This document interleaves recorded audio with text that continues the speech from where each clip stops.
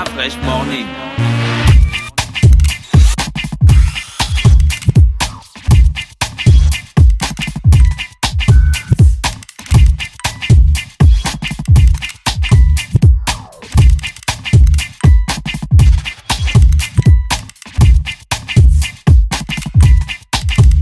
UrbanFM.fm. Après le concert live de Frédéric Gassita and Friends au Jardin Botanique de Libreville, AFJ Productions, en partenariat avec le ministère de l'économie numérique, de la communication, de la culture et des arts, présente le AFJ Sound System du 20 mai au 22 juillet 2017, tous les samedis à partir de 15h dans toutes les provinces du Gabon. Vous êtes un jeune talent du Gabon, n'hésitez pas à venir vous inscrire à présent au siège de AFJ Productions à la Montée de Lui ou par mail. Info live 07 08 58 23 et le 06 24 75 92. Tu reconnais forcément ton élément, mec. C'est le sorcier vivant. Vas-y, tout fait. Yeah, t'es un talent gabonais. Retrouve-moi ce 20 mai, au rond-point de Nzagnan, pour le lancement du AFJ Sound System Star. C'est peut-être toi la star de demain. À partir de 15h, rate pas, frère. Vas-y, tout fait. Yeah. Oh non mais tant Chargeur no previa no ia cabine no erro Bloquea no ia cabine iPhone Chargeur no Urban FM. Découvrez et apprenez Urban FM. C'est la première radio urbaine en Gabon. Urban FM, c'est aussi une équipe de jeunes dynamiques à votre écoute pour vous satisfaire. La recherche d'une qualité de son parfaite, de nouvelles techniques de communication. Urban FM, c'est une nouvelle manière de voir et de faire de la radio. Grâce à Urban FM, vous n'écouterez plus la radio de la même façon. Entrez dans l'univers Urban FM 104.5, la station urbaine. 104.5, 104.5. Urban FM. Urban FM. Le réveil matinal le plus haut de la capitale sur la radio. Sur les 104.5 Urban FM, la station urbaine, vous écoutez le Da Fresh Morning, le réveil matinal le plus haut de la capitale sur la radio. La plus haute de la capitale, on a Hussein et Harris dans le studio, c'est ça? Hussein c'est toi? Ouais. Et Harris c'est l'autre? Ouais. D'accord, vous êtes des danseurs ou c'est toi le danseur, lui c'est le manager? C'est moi le danseur et c'est lui le responsable chargé de la discipline au sein de la compagnie Trou les Jeunes Fous. Ah d'accord, ok, mais pourquoi c'est lui qui marche avec toi tout le temps? Tu n'es pas discipliné? Bon, peut-être pas aussi. Hussein, parle-nous un peu de toi. Toi, tu fais de la danse debout. Oui, je fais du juste debout, je fais du cramp et j'ai monté une technique de danse qui s'appelle l'Ultimate. Toi-même, tu as monté ça? Ouais. Donc, tu es un créateur, quoi. Tu fais le plateau jeune créateur. J'ai fait le plateau jeune création. Comment tu sais ça? Parce que j'y étais, il avait une pièce avec un miroir. Oui. Bon, c'était pas vraiment un miroir en fait, c'était un jeu avec un danseur qui lui ressemblait un petit peu de l'autre côté. Et ils ont fait comme s'il y avait un miroir parce qu'il y avait un bois au milieu. Et c'était très beau. C'était ma deuxième pièce préférée après celle de Lopez. Et Lopez, c'est la première pièce, c'est mon ami, quoi. D'accord. Ah ok, d'accord, merci beaucoup. Et t'as appris à danser ça?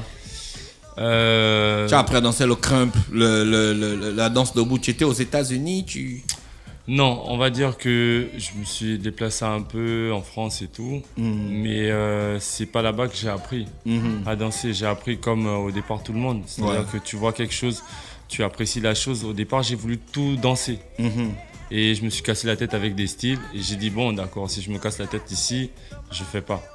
Et je vais faire ce qui est intéressant pour moi. D'accord. Et c'est quelques années plus tard qu'en m'interrogeant sur moi-même, j'ai pu avoir une histoire. Et dans l'histoire-là, je l'ai assimilé à la danse que je fais déjà. D'accord. Donc, au départ du cramp qui était le rise up avec le clown, Nini et tout ça. Et moi, j'ai travaillé avec ça. J'allais dans les cyber et les autres ne savaient pas. Ouais. Tu allais dans les cyber, aller regarder les danses que les gars faisaient au States, en France et dans d'autres pays, quoi. Ouais. Donc, tu laisses les 3000 francs que tu peux prendre la voiture pour aller en Toum, aller regarder comment on danse le buti, le djembé ou les autres danses traditionnelles gabonaises, essayer de transformer et faire de la création magnifique comme Gina a dit non. Toi, tu préfères faire les choses des blancs. Oui. Après, je pense que il faut se reconnaître aussi dans ce qu'on aime. Parce que, donc tu te reconnais plus dans le crump que dans les danses traditionnelles de ton pays. Oui, je vais dire une vérité. C'est peut-être un peu méchant de le dire, mais après, je respecte ceux qui font bien le travail. C'est-à-dire que si je me mets face à un danseur traditionnel typique de mon village, j'oserais rien lui dire. Je vais me taire et apprendre. Donc, j'ai pas la prétention de dire que comme je suis un danseur et que j'apprécie la danse, je vais me mettre devant chaque danseur. Il y a un truc que je fais plus ou moins bien. Si je peux assimiler ce truc-là à la culture que je vais apprendre chaque jour, c'est une victoire pour moi. D'accord, ok. Et vas-y, ça s'est passé comment après dans les cyber? Après, j'ai appris beaucoup de choses, notamment les histoires et autres. Et j'ai voulu faire mon truc à moi aussi. Donc j'ai commencé à danser dans les carrefours avec un groupe d'éléments. On a commencé Vous dansez dans les carrefours, explique-moi le concept. Vous arrivez à un carrefour, oui. Vous allumez le ghetto blaster et puis vous commencez à danser. Ouais. C'était à l'époque, à l'ancien Sobraga Eli, il y avait 2 salles et on n'avait pas assez de temps pour répéter dans les salles là. Et c'était plus ou moins cher pour nous. Donc on commençait en salle pour montrer aux gens que ouais, tiens, nous aussi on travaille dans les salles. Mais après, c'était pas assez de temps. Ouais. Donc on sortait, on venait au rond-point de la démocratie, rond-point d'AONG et tout ça. Et on commençait, on mettait le son, on mimait d'abord les répètes, mais après ça terminait toujours par un freestyle et on ne voyait jamais l'heure passer. Donc après, c'est et comment le public réagissait, les passants? Au départ, on nous traitait de fous. Ouais. On disait les enfants là, ils ont un problème.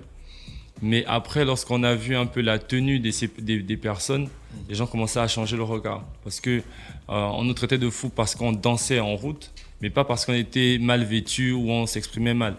C'est-à-dire que quelqu'un se rapproche de nous pour demander qu'est-ce que vous faites. On est capable de lui dire que, écoute, nous on fait ça, pour ça, pour ça, pour ça. Et à cet instant-là, il se rend compte que, tiens, c'est pas des enfants qui sont là, qui font n'importe quoi. Voilà. Ah d'accord, ok. Donc après, c'est là que tu as monté ton style? Non, je vais monter mon style un peu plus tard parce que je vais... Il est composé de quoi ton style? L'Ultimate? L'Ultimate, oui. C'est composé de quoi en fait? Je vais rencontrer plusieurs danseurs d'abord et je vais taire les noms parce que je les connais tous. Donc je vais travailler avec eux et il y a des mouvements qui vont se ressembler.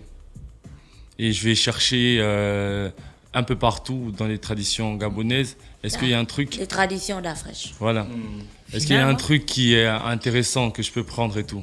Et la majorité des danseurs, quand ils parlent tradition, se tournent vers le bwiti. Parce que le bwiti, ça bouge. Hein? Voilà. Alors qu'on n'est pas tous issus de ce rite-là, en fait. Et je vais demander, on va me donner la lignée de ma famille. Et c'est là où je vais prendre conscience d'un truc.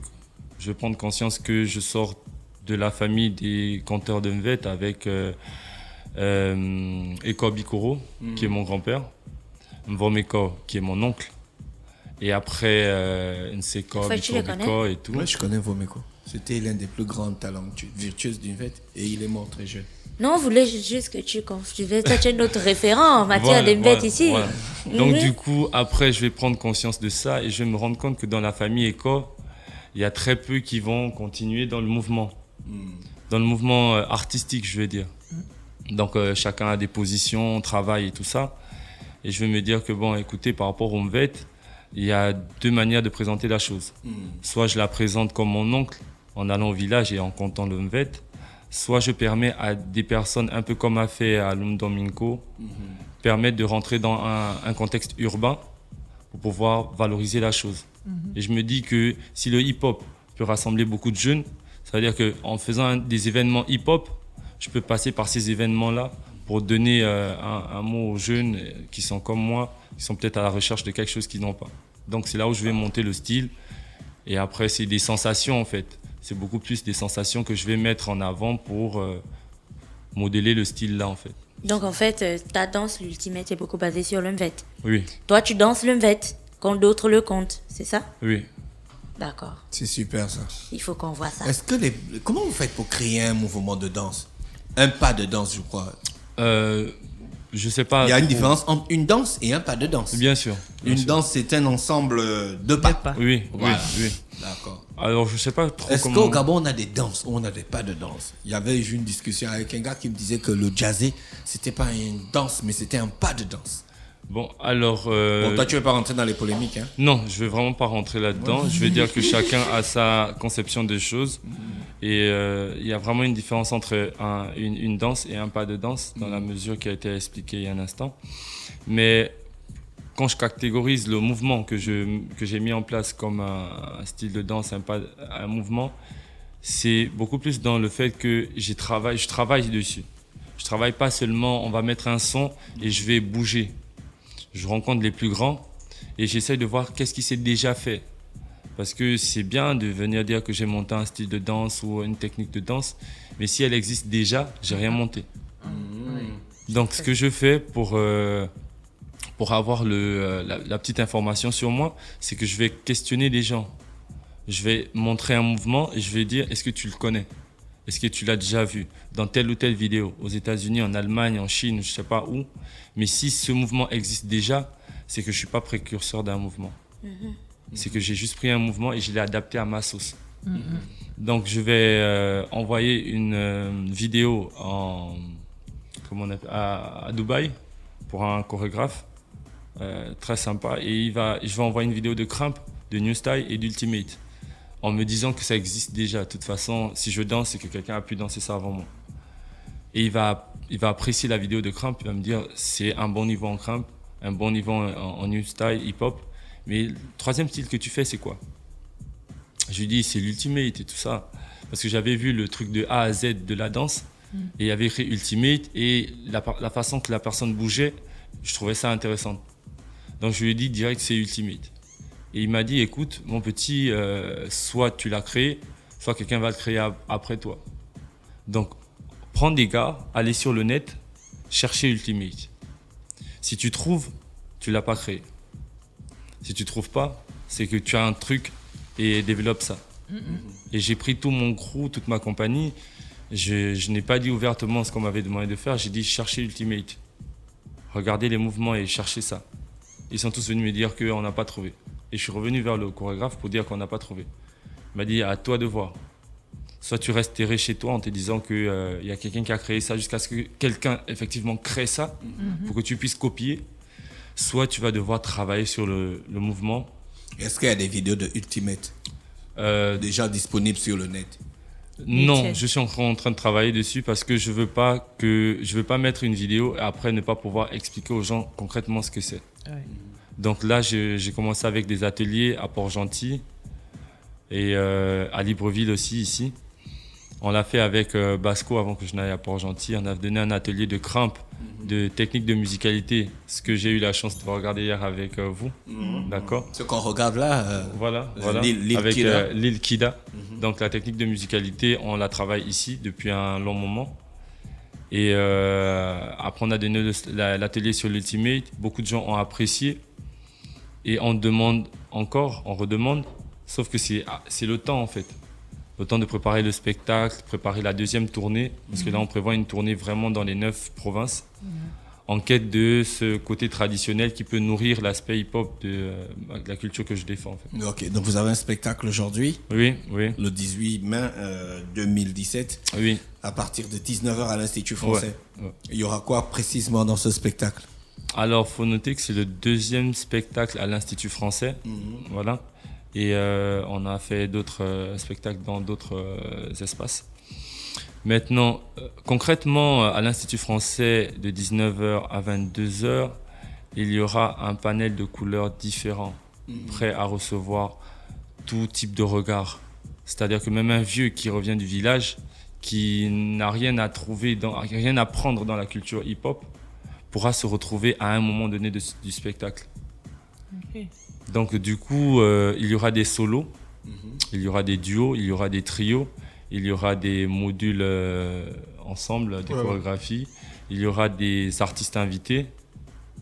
Et je pense qu'il y aura beaucoup de surprises quant à la disposition, on va dire le schéma du spectacle. Voilà. D'accord, l'entrée est payante? Oui, l'entrée est fixée à 7 000 francs.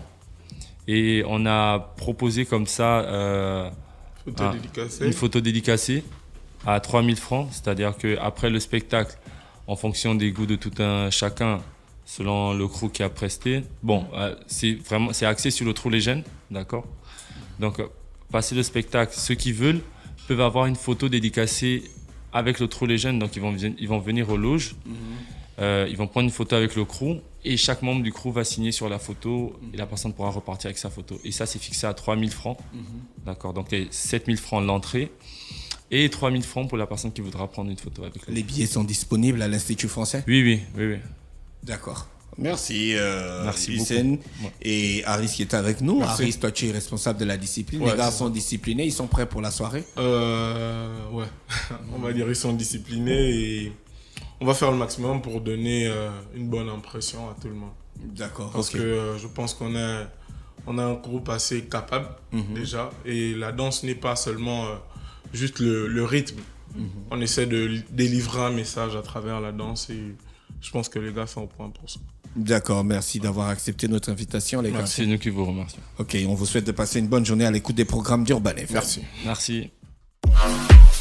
Le ministère de la Jeunesse et des Sports, en collaboration avec l'association Yuri, organise la première édition du Libreville Fitness Tour sous le thème « La femme au cœur du développement par le sport ». Le Libreville Fitness Tour, c'est une caravane sportive exclusivement dédiée aux femmes. Le Libreville Fitness Tour, c'est 3 communes, Libreville, Ovendo et Akanda, 4 sites et 5000 femmes à former. Vous êtes une femme âgée de 15 ans et plus, vous désirez apprendre les bases des exercices sportifs, rejoignez notre caravane en vous inscrivant pour le Libreville Fitness Tour à partir du jeudi 11 mai 2017. Droit de participation unique pour les 4 étapes, 2500 francs CFA, 4 dates et 4 sites à retenir. Samedi 27 mai à la tribune officielle du bord de mer, samedi 3 juin sur le parking de la gare d'Ovendo, samedi 10 juin au stade de Nzengayo, samedi 17 juin au stade d'Angoundje de 8h à 11h. Libreville Fitness Tour, c'est aussi des conseils de spécialistes de la nutrition et des coachs sportifs spécialisés. Au programme des exercices, abdos fessiers, zumba, maintien sculpte, stretching. Point d'inscription, City Sport, Spayacine, Maxi c'est cadeau, Géant c'est cadeau, Super c'est cadeau, Prix Import Ovendo, Prix Import Nzengayo, Prix Import Okala et toutes les mairies d'arrondissement des communes de Libreville, Ovendo et Akanda. Infoline 06 97 84 27 07 26 05 09. Libreville Fitness Tour, un événement du ministère de la Jeunesse et des Sports en collaboration avec l'association Yuri. Sponsor officiel Anza, partenaire média Urban FM 104.5, la station urbaine.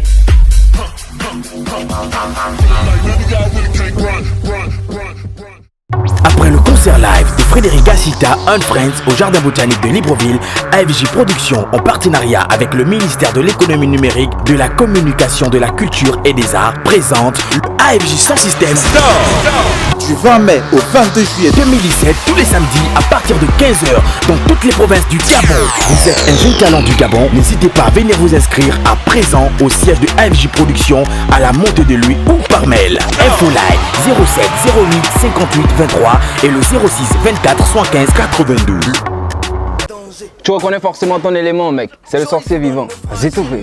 Yeah, t'es un talent gabonais. Retrouve-moi ce 20 mai, au rond-point de Nzanyan pour le lancement du AFJ Sound System Star. C'est peut-être toi la star de demain. À partir de 15h. Rate pas, frère. Vas-y, tout fait. Yeah. Oh non mais attends. Chargeur no previ anoia kabinu na ho. Loki anoia kabi iPhone. Chargeur no. Stop fresh morning.